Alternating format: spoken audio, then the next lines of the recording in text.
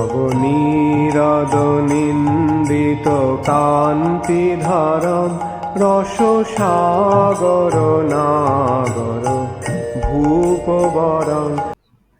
ओम नमो भगवते वासुदेवाय।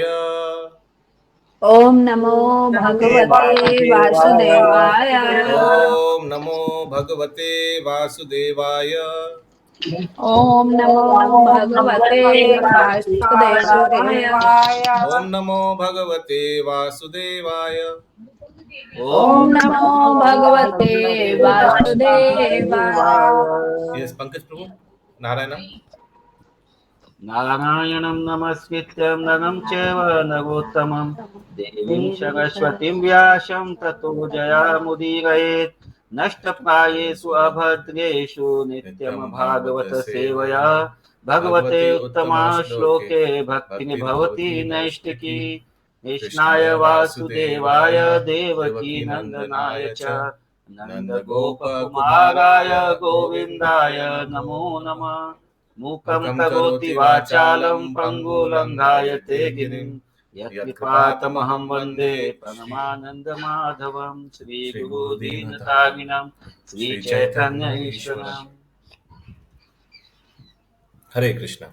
सो हम लोग श्रीमद् भागवतम के पहला स्कंद के पहला अध्याय के आज 17 नंबर श्लोक 1.1.17 से हम लोग कंटिन्यू करेंगे। ओके सबसे पहले आप लोग श्रीमद् भागवतम का दर्शन कराइए। आप लोग वेरी नाइस। आशीष प्रभु, शिवली माता जी, कौरवी माता जी, संगनी श्याम प्रिया माता जी, रेखा माता जी, वेरी नाइस। ओके तो श्लोक नंबर 17। तस्य कर्माणि उदाराणि तस्य कर्माणि उदाराणि परिगीतानि सूरिभिः परिगीतानि सूरभिः ब्रूहि न श्रद्धाधानां भूरिना श्रद्धाधानां लीलाय दधात कालः। लीलाया ददात। Yes, Ashish Prabhu, you want to read translation Hindi? तो अच्छा प्रभु जी शेयर करा रहे हैं screen. Just give me a minute to just give me. Okay तब तक आप किसी और से करवा लीजिए। रेखा माता जी आप पढ़ सकते हैं।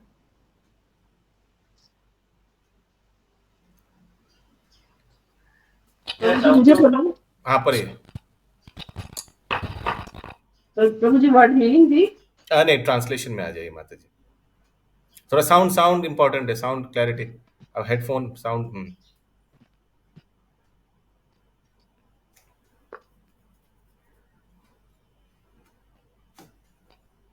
पिछले दिन हम लोग देख रहे थे कि कैसे सौनकादि ऋषि बता रहे थे कि क्या उनको श्रवण करना है, और कलयुग के बारे में बताए थे कि कलयुग का क्या लक्षण है, और इस क्यों भगवान श्री कृष्ण उनका क्या कारण था, देवकी माता के गर्भ में अवतार के पीछे क्या गर्भ था, क्या उनका उद्देश्य था। हरे कृष्ण। आशीष प्रभु श्लोका नंबर 17। और हम लोग ये भी देखे कि कैसे मानव जाति का कल्याण हो सकता है श्रीमद् भागवतम का अध्ययन श्रवण करके, तो ये बताया जा रहा था। ठीक है। और इस कलयुग के जो कलह युग है, इसमें इससे अगर उद्धार होना चाहता है तो भगवान का गुण कीर्तन का श्रवण करना चाहिए। यस शशि माता जी। उनके दिव्य कर्म अत्यंत उदार तथा अनुग्रहपूर्ण है, और नारद जैसे महान विद्वान मुनि उनका गायन करते हैं। अतः कृपया हमें उनके अपने विविध अवतारों में संपन्न साहसिक लीलाओं के विषय में बताएं, क्योंकि हम सुनने के लिए उत्सुक हैं। बहुत एडवेंचरस है भगवान का लीलाएं। अलग अलग भगवान के अवतारों में अलग अलग बहुत घटना होता है और बहुत एडवेंचरस है। भगवान का लीला बहुत मैग्निफिसेंट एंड ग्रेशियस है। हिंदी में क्या लिखा है पंकज प्रभु? मैग्निफिसेंट एंड ग्रेशियस को साहसिक लीलाओं। ओके, तात्पर्य? तात्पर्य, भगवान कभी भी निष्क्रिय नहीं होते, जैसा कि कुछ अल्पज्ञ लोग सूचित करते हैं। उनके कर्म उदार तथा भव्य हैं। उनकी सृष्टियां चाहे भौतिक हो या आध्यात्मिक, समान रूप से आश्चर्यजनक है और समस्त विविधताओं से भरपूर है। हाँ, तो इन भगवान के लीला बहुत बहुत विविधता माने वेरीगेटेडनेस, बहुत वैरायटी है। कहीं हम लोग देख रहे हैं भगवान, हाँ, एक पशु को ऐसे ऐसे घुमाकर, अघासुर, बकासुर, हाँ, धेनुकासुर, बलराम जी, हाँ, ऐसे ऐसे घुमाकर फेंक दे रहे हैं। तो कहीं हम लोग देख रहे हैं भगवान अपने दाहिने हाथ के छोटे उंगली से एक पहाड़ को उठा दे रहे हैं भक्तों की रक्षा करने के लिए। मैग्निफिसेंट है और वैरायटी है। ऐसा नहीं कि हमेशा पहाड़ ही उठा रहे हैं, ऐसा नहीं कि हमेशा पशु को ही मार रहे हैं, नहीं। कभी कभी पृथ्वी लोक को अपने दांत से उठा दे रहे हैं, सूर्य या दांत से, है ना, बड़ा अवतार में सब कितना। और कभी कभी अलग अलग रानियों को अपहरण कर रहा है और फिर राजकुमारी को अपहरण कर रहा है, बाद में उनसे शादी करते हैं। कितना वैरायटी है भगवान का लीला में।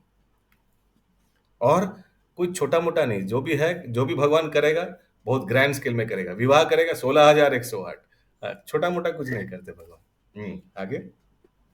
इनका गुणगान शील, नारद, व्यास, वाल्मीकि, देवल, असित, मध्व, श्री चैतन्य, रामानुज, विष्णु स्वामी, निम्बार्क, श्रीधर, विश्वनाथ, बलदेव, भक्ति विनोद, भक्ति सिद्धांत सरस्वती तथा अन्य अनेक विद्वानों एवं स्वरूप सिद्ध आत्माओं द्वारा किया जाता है। भौतिक एवं आध्यात्मिक ये दोनों प्रकार की सृष्टियां ऐश्वर्य, सौंदर्य तथा ज्ञान से परिपूर्ण हैं, किंतु आध्यात्मिक जगत अपने सच्चिदानंद स्वरूप के कारण अधिक भव्य हैं।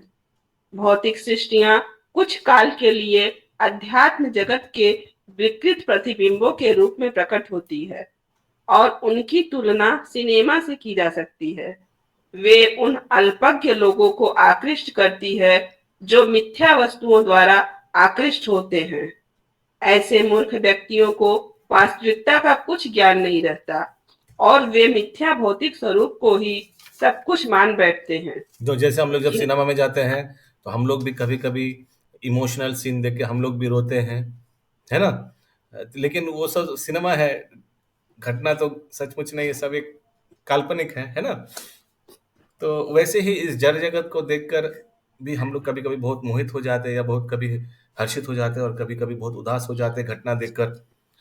तो ये भी एक भ्रम जैसा है जड़ जगत, क्योंकि वास्तव में वास्तविक जगत कौन सा है? भगवान के धाम। ये जस्ट एक परवर्टेड रिफ्लेक्शन है। Perverted, what is perverted? Negative, विकृत रिफ्लेक्शन। हर एक चीज का जो भगवान के धाम में उसका विकृत रिफ्लेक्शन ये है, यहाँ है जड़ जगत में। या आगे।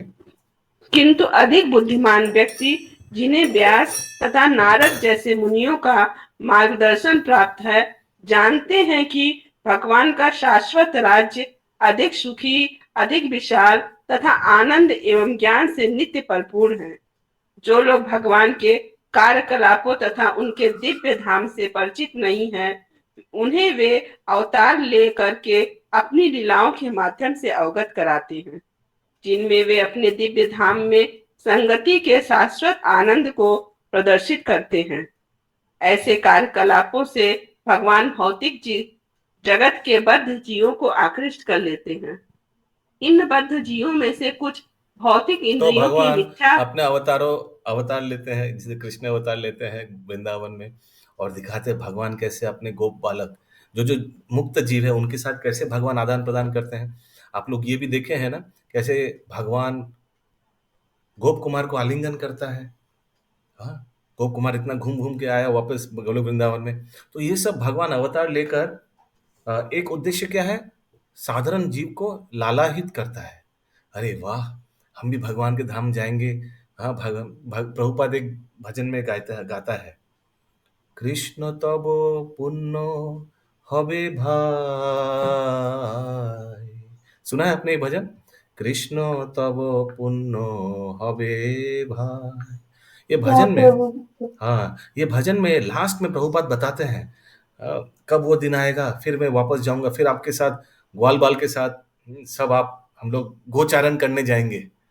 रुकिए मैं सुनाता हूँ, लास्ट पैराग्राफ में बहुत सुंदर प्रभुपाद लिखते हैं।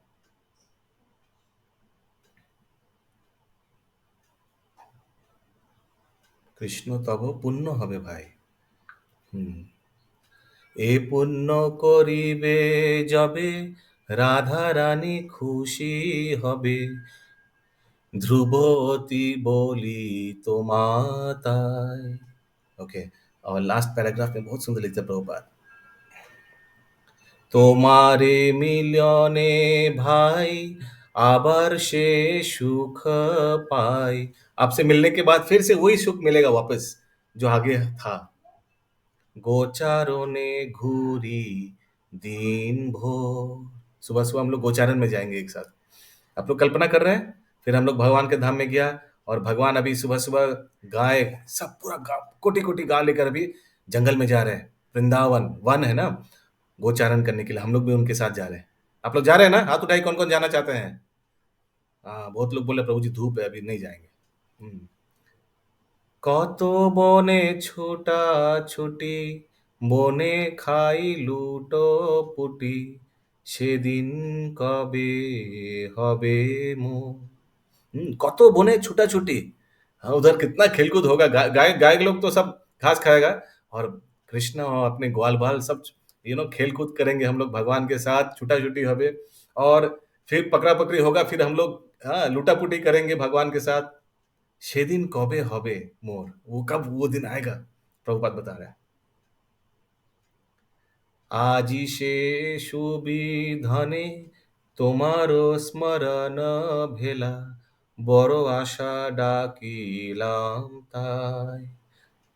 आज हम इसीलिए आपको स्मरण कर रहे हैं और वो घटना हम सब याद कर रहे हैं, कब ये होगा।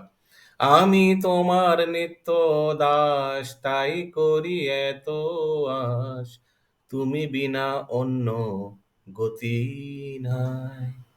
কৃষ্ণ তব পুণ্য হবে ভাই, কৃষ্ণ তব পুণ্য হবে ভাই। तो यही तो भगवान इसीलिए ये सब अवतार लेते हैं। जो साधारण जीव ये सब भगवान का अवतारों का लीला श्रवण करके लालायित होगा भगवान के धाम वापस जाने, भगवान का भक्तों का संगत करने, भगवान के संगत करने के लिए। क्लियर है? आगे इन बद्ध जीवों में से कुछ भौतिक इंद्रियों के मिथ्या भोग में लिप्त रहते हैं और कुछ बोलते कुछ हैं नहीं नहीं भगवान आध्यात्म हमको यहीं रहना है, यहाँ यहीं दारू पीना है, यहीं सब नॉनवेज खाना है, हमारा कितना अच्छा दोस्त है, इधर सब एक साथ हम लोग पीते हैं शाम को ऑफिस के बाद दुकान के बाद। हाँ ये कहाँ मिलेगा ये सब, ये है। जैसे याद है वो म्यूट म्यूट शशि माता जी, तो जैसे याद है वो इंद्र का क्या हाल हुआ था जब नारद मुनि वापस आया था। नारद मुनि बोल रहा इंद्र जी चलिए अभी आपका पद हो गया, आपका पनिशमेंट का टाइम हो गया, चलिए इंद्रलोक में। नहीं नहीं हम यहीं ठीक है, इधर कितना अच्छा खाना पीना मिल रहा है फ्री, है ना, और सब हम लोग पूरा जॉइंट फैमिली मिलके सब भोग कर रहे हैं, हमको जाना नहीं है। Yes continue. और कुछ आध्यात्मिक जगत वैकुंठ के अपने वास्तविक जीवन को नकारते रहते हैं। ये अल्पज्ञ व्यक्ति कर्मी अर्थात सकाम कर्म करने वाले तथा ज्ञानी अर्थात सूक्ष्म मनोधर्मी कहलाते हैं। किंतु इन दो प्रकार के व्यक्तियों के भी ऊपर अध्यात्मवादी होता है, जो सात्वत या भक्त कहलाता है और जो न तो उग्र भौतिक कार्यकलापों में न ही भौतिक चिंतन में लीन रहता है। तो ना ही वो जो भगवान के भक्त होता है वो ना ही टका टका टका टका और पैसा और पैसा और पैसा, हाँ और कैसे कमाया जाए और कैसे परिश्रम किया जाए इसके बारे में नहीं सोचता है। हाँ, और ना ही वो अपना मेंटल स्पेकुलेशन से ज्ञानी या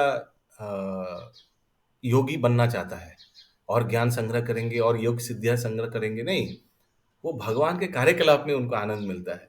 उसीलिए सुबह उठ जाता है उनका नाम लेने के लिए, सुबह उठ जाता है उनका लीला श्रवण करने के लिए, दोपहर को संडे को जब इंद्र तृप्ति करने का समय है उस समय उनका लीला श्रवण करने, उनका भक्तों का संगत करने के लिए गूगल मीट में आ जाता है। यस, आगे।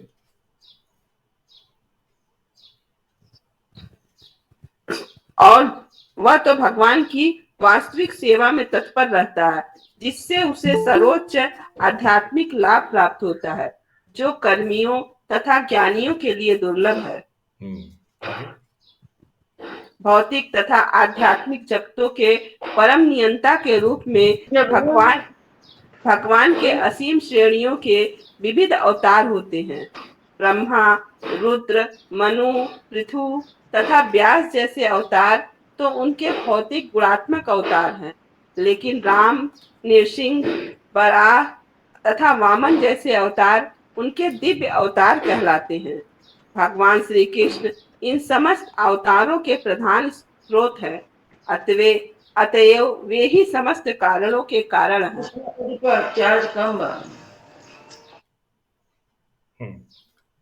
सॉरी, फिर से लास्ट लाइन पढ़ी थोड़ा।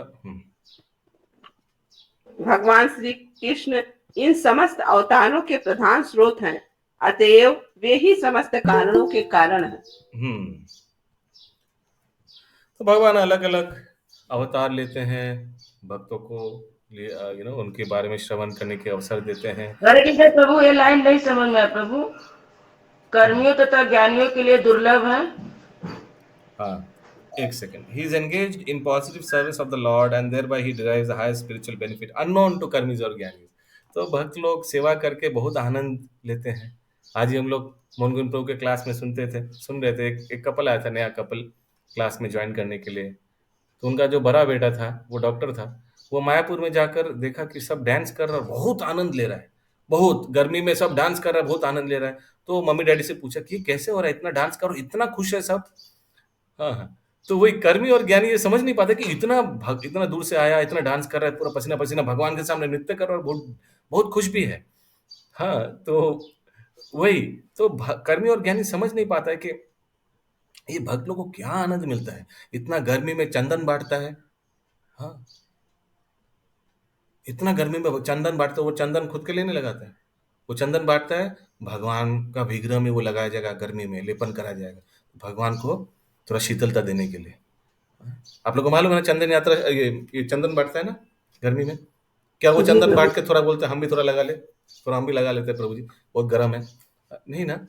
तो भगवान के लिए इतना कुछ करता है, उसमें क्या आनंद मिलता है, ये कभी कर्मी और ज्ञानी को समझ नहीं आएगा, ये सिर्फ भक्त को ही समझ में आएगा। इंद्रावती माता जी वही बताया जा रहा है।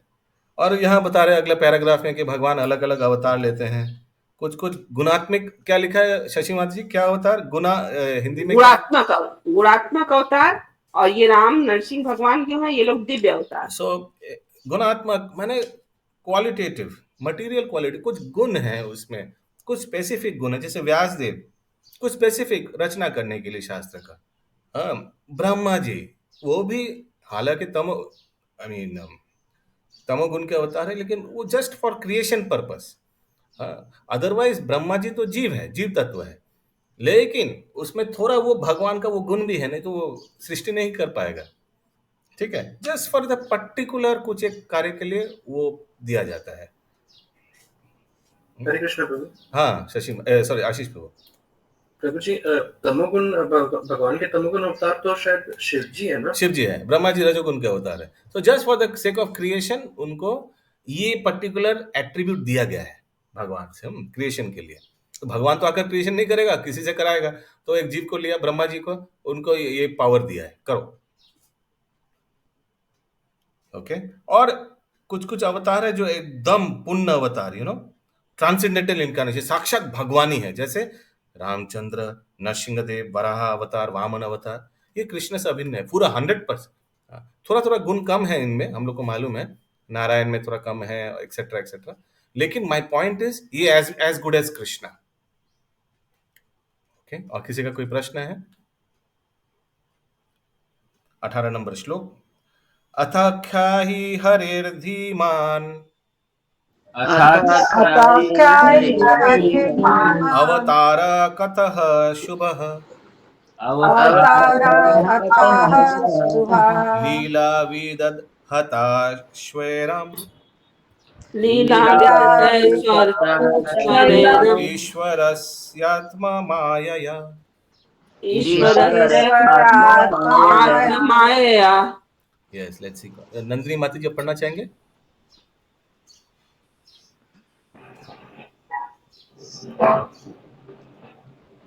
हे बुद्धिमान सूची sound is not clear sound has to be good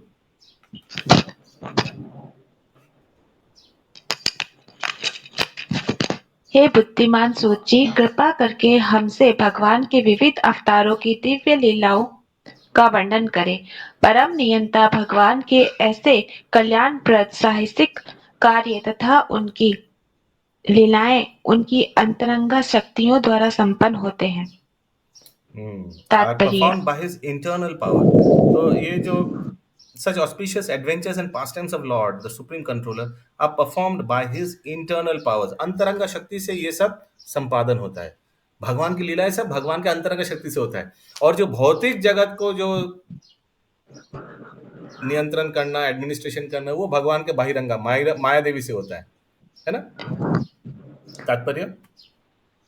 तात्पर्य भौतिक जगतों की उत्पत्ति पालन तथा संहार के लिए पूर्ण पुरुषोत्तम भगवान स्वयं हजारों रूपों में अवतरित होते हैं और विविध दिव्य रूपों में वे जो साहसिक कार्य करते हैं वे सभी कल्याणप्रद होते हैं। जो लोग ऐसे कार्यों के समय उपस्थित रहते हैं तथा ऐसे कार्यों की दिव्य गाथाओं को सुनते हैं वे दोनों लाभान्वित होते हैं। Both those who are present during such activities जब भगवान का लीला होता है उनमें जो भाग लेता है जो भी उपस्थित रहता है उनका भी कल्याण होता है। जैसे जब महाभारत का युद्ध हुआ था तो हजारों लाखों सेना था दोनों पक्ष में और सबको कृपा लाभ हुआ सबको भगवान के धाम प्राप्त हुआ। कहा जाता है जो असुर मर गए वो सब ब्रह्म ज्योति में गया। ब्रह्म ज्योति भी तो भगवान का स्पिरिचुअल अंतरंग चिद धाम का ही एक अंश माने एक पार्ट है ना तो भगवान का धाम ही तो प्राप्त हुआ ब्रह्म ज्योति प्राप्त हुआ लेकिन ब्रह्म ज्योति प्राप्त होना भी कोई छोटा बात नहीं है। और जो ये कार्यकलाप को श्रवण करेगा तो शुद्ध भक्त हो जाएगा और वो तो भगवान के धाम में प्रवेश करने लायक बन जाएगा। तो उसीलिए सौनकादि ऋषि बोल रहा है कि सुनाइए भगवान का वो सब एडवेंचरस वो सब सुंदर सुंदर लीलाएं हम लोग को श्रवण कराइए कितना जीवों का कल्याण हो कितना जीवों का उद्धार होगा। 19 नंबर श्लोक वयम तु न वित्रेप्यामा वयं तु उत्तमा श्लोक विक्रमे यत् शृण्वतं रसाज्ञानां स्वादु स्वादु पदे पदे यस गायत्री राधा माता जी ट्रांसलेशन।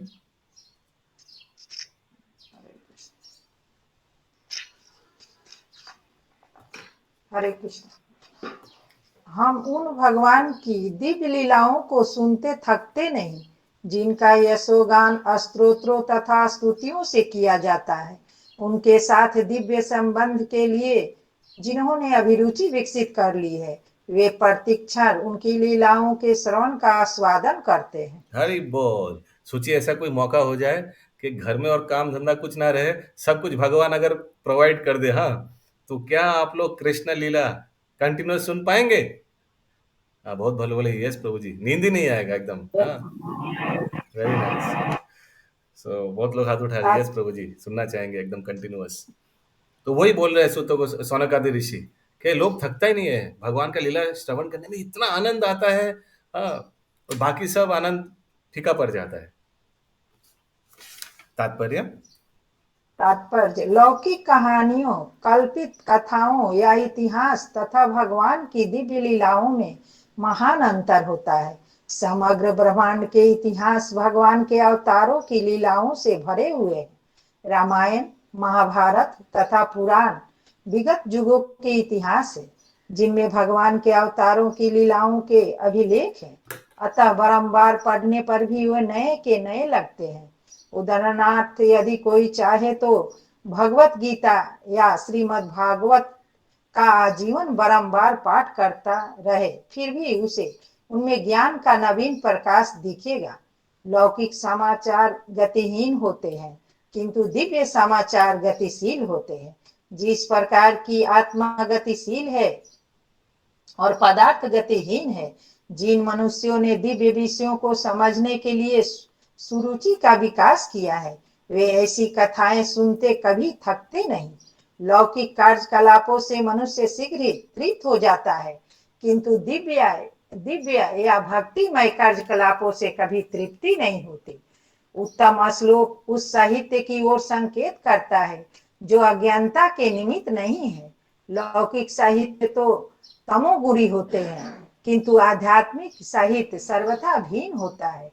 दिव्य साहित्य तमोगुण से परे होता है और इसे ज्यों ज्यों और पढ़ा जाता है तो यह अधिक प्रकाशवान बनता जाता है तथा इस जितना पढ़ेगा उतना उतना आनंद, उतना प्रकाशवान, उतना अनुभूति बढ़ेगा। यही भागवत गीता जो हम लोग कुछ दिन आगे कंप्लीट किया, हाँ, फिर से अगर हम लोग भगवत गीता पढ़ेंगे ना, फिर से अगर अध्ययन करेंगे, हाँ, बहुत आनंद आएगा और बहुत नया नया रियलाइजेशन मिलेगा और भगवान और ज्यादा हम लोग को रिवील करेगा गुह्य ज्ञान, गुह्यतम ज्ञान। यस, आगे।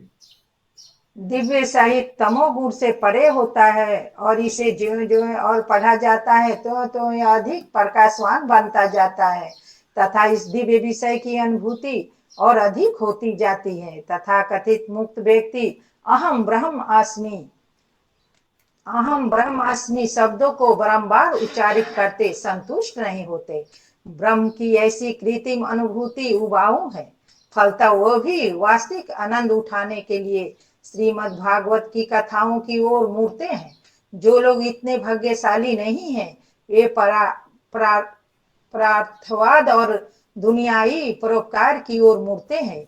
इसका अर्थ यह हुआ कि मायावाद दर्शन लौकिक है, जबकि भगवत गीता तथा श्रीमद् भागवत का दर्शन दिव्य है। जो भाग्यवान नहीं है उतना भाग्यवान नहीं है, वो ये सब परोपकार ये सब में फंस जाएगा। प्रभु जी, हम लोग देश के लिए कुछ करना चाहिए, प्रभु जी इतना लोग भूखे मर रहे हैं, उन लोग के लिए कुछ करना चाहिए, ये सब में फिलैंथ्रोफी, ये दान, इसे में भौतिक चीजों में फंस जाएंगे। हाँ, लेकिन क्या वो ये सब करके उन लोग को उद्धार कर पाएगा, उन लोग का कल्याण कर पाएगा, वास्तविक सबसे इंपॉर्टेंट कल्याण कर पाएगा? नहीं। और जो मुक्त पुरुष है, जैसे हम लोग भौतिक मुक्त पुरुष, जैसे हम लोग को लगता है जो मुक्त पुरुष, उन लोग कभी ये अहम ब्रह्मास्मि बोल के उन लोग तृप्त नहीं होते। हाँ, उन लोग बोलते हैं अहम ब्रह्मास्मि, हम ब्रह्म है, हम ही भगवान है, ये, और हम मुक्त पुरुष है, मुक्त जीव है, ऐसे करके उन लोग को लगता है कि वो भगवान से अभिन्न है। तो ये सोच करके क्या होता है, ना ही वो भगवान का लीला का आनंद ले पाता है और ना ही कभी इस जगत से मुक्त होता है। जो व्यक्ति लोग सोचता है कि अहम ब्रह्मास्मि, मैं ही ब्रह्म हूं। किसी का कहीं प्रश्न है इस तात्पर्य से?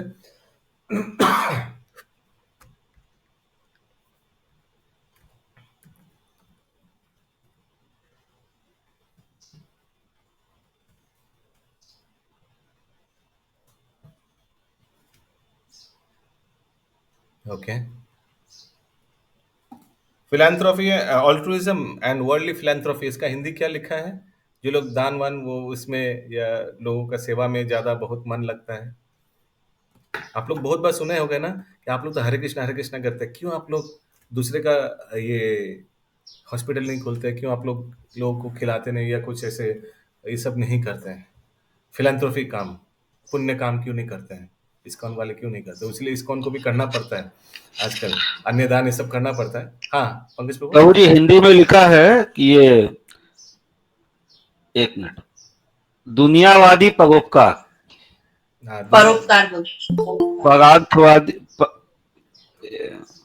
परार्थवाद और दुनियावादी, दोनों दुनियावादी नहीं, दुनियाई परोपकार। ये परोपकार तो ये शरीर का उपकार से ज्यादा इंपॉर्टेंट है सुषमा माता जी, आत्मा को उपकार। इसीलिए क्योंकि शरीर तो 2 दिन बाद खत्म हो जाएगा। आत्मा नश्वर है, विनाश नहीं होता है आत्मा। तो उसका कल्याण के बारे में हम लोग को ज्यादा सुनना है, सोचना है। इनफैक्ट अगर हम लोग, हाँ प्रभु, पंकज प्रभु। तो जैसे वो भगवत गीता में एग्जाम्पल देते हैं ना, वो डूबते हुए आदमी का कपड़ा को खाली बचाना। हाँ, करेक्ट। तो सब तो डूब ही गए हैं, लेकिन हम लोग उस ये सब परोपकार करके उनका कपड़ा को ही बचाने का प्रयास कर रहे हैं, आत्मा को उस तरफ ध्यान नहीं दे रहे। Absolutely, absolutely. इनफैक्ट अगर किसी का आत्मा के ऊपर हम लोग ध्यान दे तो उनका शरीर भी बच जाएगा, है ना। कितना बार लोग भक्ति में आकर नशा छोड़ देता है और इसके कारण बड़े बड़े खतरनाक रोग से बच जाता है ना। ऐसा होता है ना। कितना लोगों का नशा छूट गया इस्कॉन में आने के बाद। हालांकि वही अगर कंटिन्यू करता, इस्कॉन में नहीं आता और वही नशा करता, बाद में बड़ा बड़ा खतरनाक रोग आ जाता शरीर में। तो वो हम लोग को समझ में नहीं आता, लेकिन कितना कृपा हो रहा है हम लोग के ऊपर।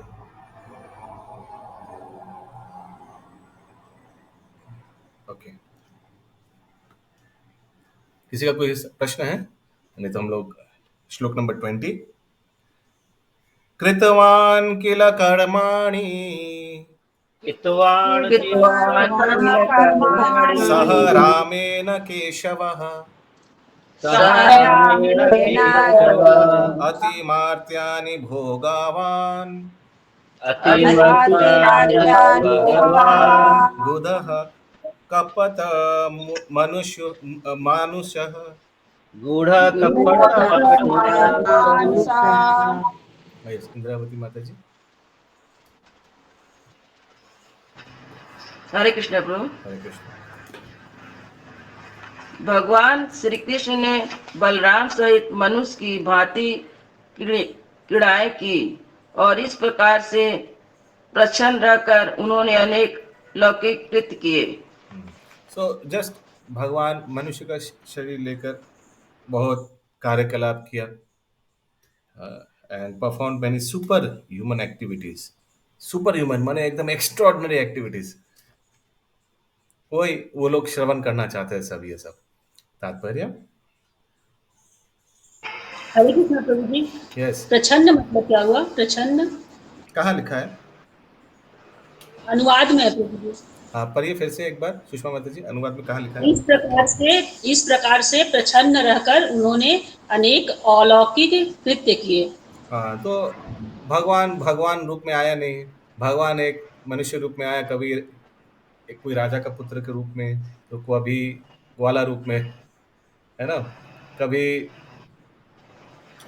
एक साधु रूप में, बटु ब्राह्मण रूप में। तो वैसे प्रच्छन्न माने ढका हुआ, हिडन इनकारनेशन। और कभी भक्त रूप में आया गौरांग महाप्रभु। थैंक यू प्रभु। यानी छद्म रूप। छन्न रूप, हाँ। यस, तात्पर्य माता जी, इंद्रावती माता जी। तात्पर्य, श्री कृष्ण या भगवान पर मानव विकास तथा पशु विकास के सिद्धांत लागू नहीं होते। आजकल विशेष रूप से भारत में इस सिद्धांत का बोलाबाला है कि तपस्या तथा आत्म संयम के बल पर मनुष्य ईश्वर बन जाता है। क्योंकि भगवान राम, भगवान कृष्ण तथा भगवान चैतन्य महाप्रभु को प्रणाम भूत शास्त्रों में बताए गए संकेतों के आधार पर ऋषियों तथा मुनियों ने भगवान के रूप में पहचाना था। अतः अनेक धूर्त व्यक्तियों ने अपने खुद के अवतारों की सृष्टि कर ली। अब तो भगवान के अवतार का गढ़ा जाना और विशेष रूप में बंगाल में सामान्य व्यापार बन चुका है। कोई भी लोकप्रिय व्यक्ति कुछ योग शक्तियां दिखाकर तथा बाजीगरी की कुछ करतब दिखाकर लोकप्रिय मत प्रस्ताव द्वारा भगवान का अवतार बन जाता है। भगवान श्री कृष्ण इस प्रकार के अवतार न थे। वे अपने आविर्भाव काल से ही वास्तविक रूप से भगवान थे। वे अपने तथाकथित माता के समक्ष चतुर्भुज विष्णु रूप में प्रकट हुए थे और फिर अपनी माता के अनुरोध पर बालक रूप में परिणित हो गए थे। वे तुरंत ही अपनी इस माता को छोड़कर गोकुल में अपने एक और भक्त के यहाँ चले गए, जहाँ उन्हें नंद महाराज तथा यशोदा माता ने अपने पुत्र के रूप में स्वीकार किया। हरे कृष्णा। एक सेकंड। तो ये जो कहा जाता है, पहला लाइन फिर से पढ़िए एक बार, पहला सेंटेंस तात्पर्य का।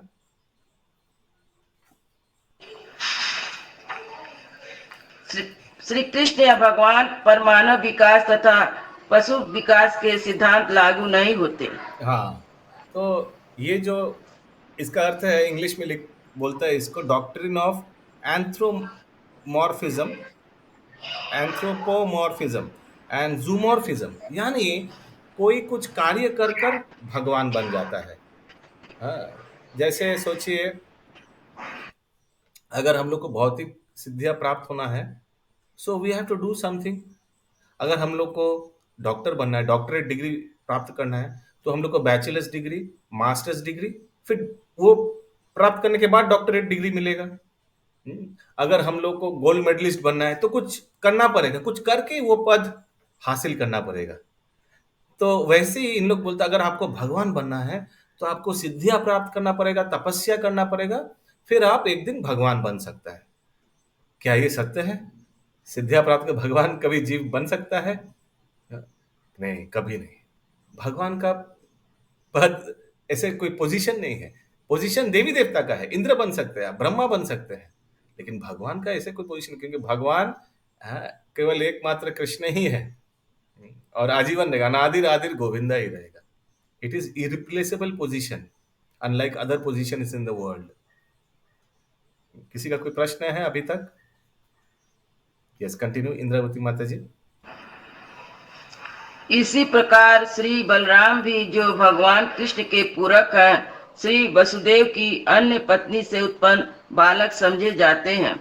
भगवत गीता में भगवान कहते हैं कि उनका जन्म तथा उनके कर्म दिव्य हैं, और जो भाग्यशाली व्यक्ति उनके जन्म तथा कर्म की दिव्य प्रकृति को जान लेता है, वह तुरंत मुक्त होकर भगवत धाम को जा सकता है। कौन सा श्लोक भगवत गीता का? जन्म कर्म एवं यो वेत्ति तत्त्वतः त्यक्त्वा देहं पुनर्जन्म नैति मामेति सो अर्जुन। हरि हरि, कंटिन्यू। इस प्रकार श्री कृष्ण के जन्म तथा कर्म की दिव्य प्रकृति का ज्ञान ही मुक्त होने के लिए पर्याप्त है। भागवत में भगवान श्री कृष्ण की दिव्य प्रकृति का वर्णन 9 स्कंदों में हुआ है, और 10वें स्कंद में उनकी विशिष्ट लीलाएं दी गई है।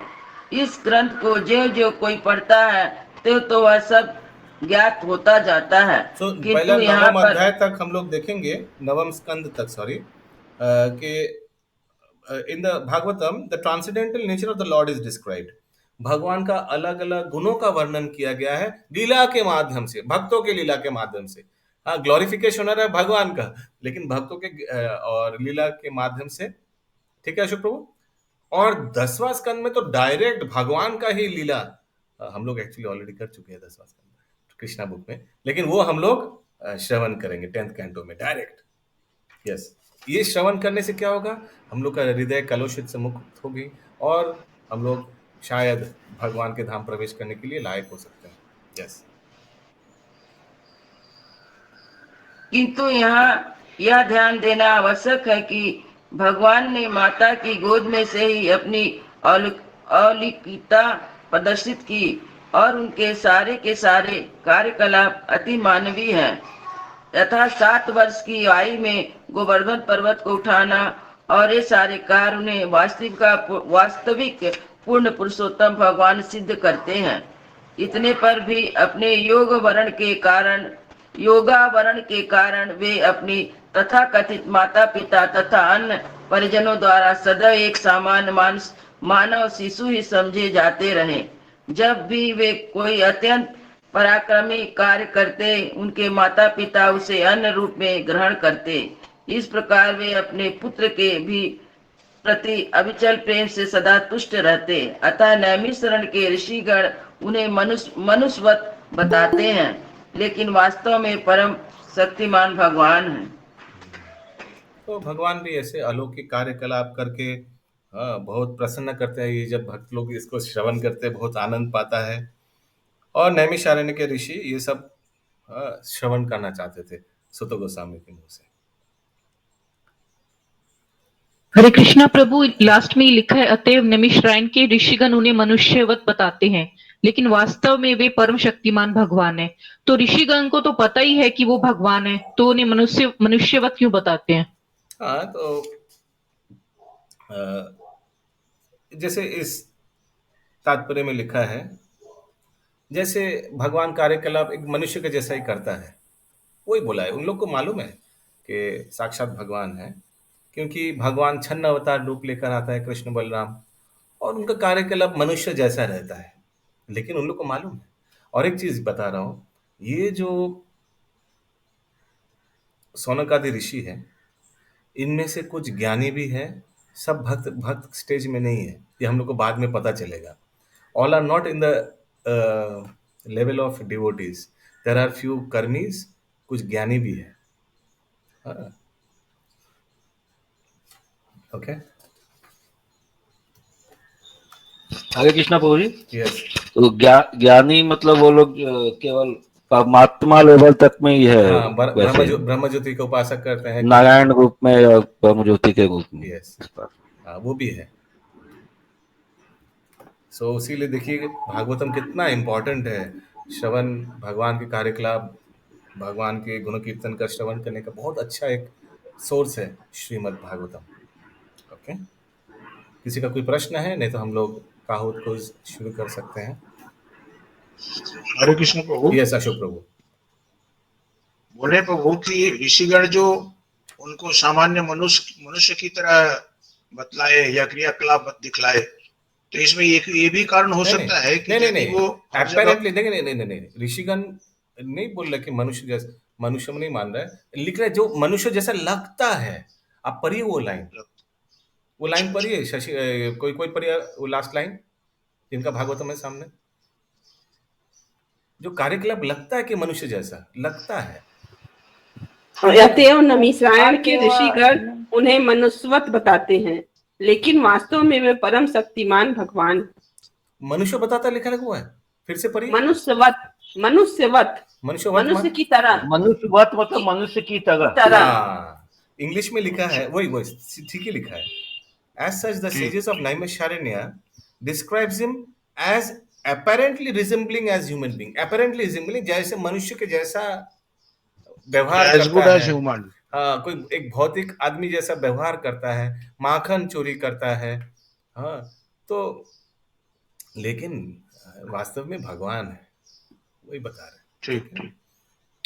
और किसी का कोई प्रश्न है? यस, सो अंकित प्रभु ने पिन दे दिया है। हरे कृष्ण प्रभु। यस, करो माता जी।